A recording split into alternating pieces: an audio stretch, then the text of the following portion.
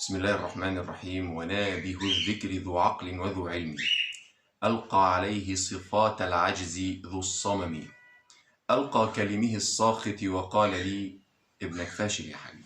ابننا فاشل؟ ابنك فاشل. ده لسه ما ابتداش. لا بس هو فاشل. طب يعني هو فاشل من ناحية ايه؟ كل ما اقول له حاجة ما بيسمعش، مش قادر ينفذ تعليماتي، ما بيمشيش كويس في اللي انا بقول له عليه، قدراته يعني ما هيش قد كده. طب يعني نعمل ايه؟ لا، طلعه من القصه اللي هو فيها دي وديه اي مكان تاني. كتير مننا بيواجه المشكله دي لما بيودي ابنه لعبه، بيودي ابنه اي اختبار، بيودي ابنه عند معلم معين عشان يبدا يعلمه، فيقول له انت ابنك فاشل، ابنك ما هوش نافع. فانت طبعا بتاخد الكلام ده على اعصابك يا عيني، وبتطلع محبط وتعبان نفسيا. ازاي انا ابني فاشل؟ انا ابني عمره ما يكون فاشل، انا ابني ممتاز. انت فعلا ابنك ممتاز وربنا مديله قدرات عقليه عاليه، بس هو ممكن يكون العيب في حاجه من الاتنين: يا اما ابنك مثلا مش حابب الحاجه اللي هو بيعملها، دي رقم واحد، او ان المعلم نفسه ما هوش قادر يتعامل مع ابنك. فكتير مثلا يودي ابنه سباحه، يروح للمدرب عشان يعلمه سباحه فيقول له ابنك فاشل ما ينفعش، شوف له لعبه تانيه. يا عم ده لسه ما ابتداش عشان يبقى فاشل. فانت تشوف ابنك الاول، لو ابنك حابب اللعبه، لو ابنك حابب السباحه نفسها، خلاص يبقى انا ممكن اشوف مدرب تاني، مدرب يبقى سبورتيف ليه، يبقى داعم ليه، يبدا معاه من الاول. في مدربين ما بيحبوش يتعبوا نفسهم، ولا بيحب ان هو يبذل مجهود، يقول لك هو فاشل وخلاص، شوف له حل بقى وديه اي مكان وكده، وابنك ده فاشل وما ينفعش.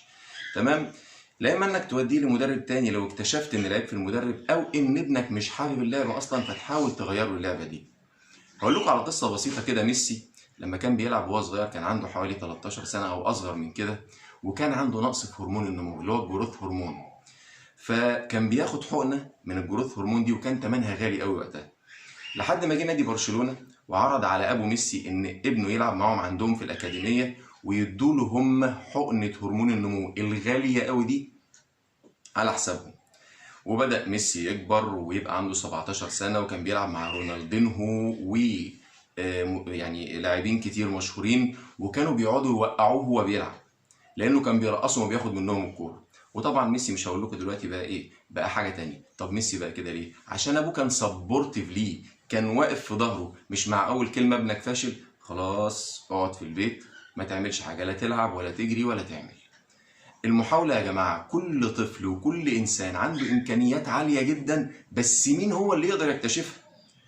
التكرار نفسه في المحاولة، في إنك أنت توصل ابنك لمستوى معين في التكرار في مسألة معينة، أو إنك تكرر له التدريب على حاجة معينة، بيخليه يوصل ليها ولو بعد فترة، بس بشرط يكون حاببها، ما يكونش كارهها، لأنه لو كارهها مش هيقدر يعمل فيها أي حاجة. أما لو حاببها فهو هيقدر يوصل. أما الناس بقى اللي بتستسهل يقول لك ابنك فاشل، ابنك مش نافع، ابنك كذا، ابنك كذا، ابنك كذا، ما تمشيش وراه. خليك دايما سبورتيف، داعم لابنك، انت اللي في ظهره، انت اللي بتوجهه، انت اللي بتعمله، انت فاهم. خليك دايما انت فاهم وعارف بتتعامل ازاي مع ابنك. الفيديو ده يا جماعه انا عامله مخصوص لان في ناس كتير جدا بتواجه المشكله دي، ان انت حد يروح يقول لك ابنك مش نافع في كذا، ابنك مش هينفع في كذا، ابنك وديه مكان تاني، شوف له لعبه تانيه، شوف له اي حاجه تانيه. ولكن بيكون ابنك لو انت دعمته في هذه اللعبه اللي هو حاببها، بيوصل فيها لاعلى المراتب وتخلف ظنون الناس اللي كانت ظنه ظن خاطئ. بدعوك ان انت تفهم ابنك، تفهم شخصيته، تحاول تكون سبورتيف ليه، لانه ممكن من خلال هذا الموضوع يوصل لاعلى المراتب. بشكركم واتمنى اشوفكم ان شاء الله في الفيديو الجاي على خير. ما تنسوناش من اللايك والشير على القناة، والسلام عليكم ورحمة الله وبركاته.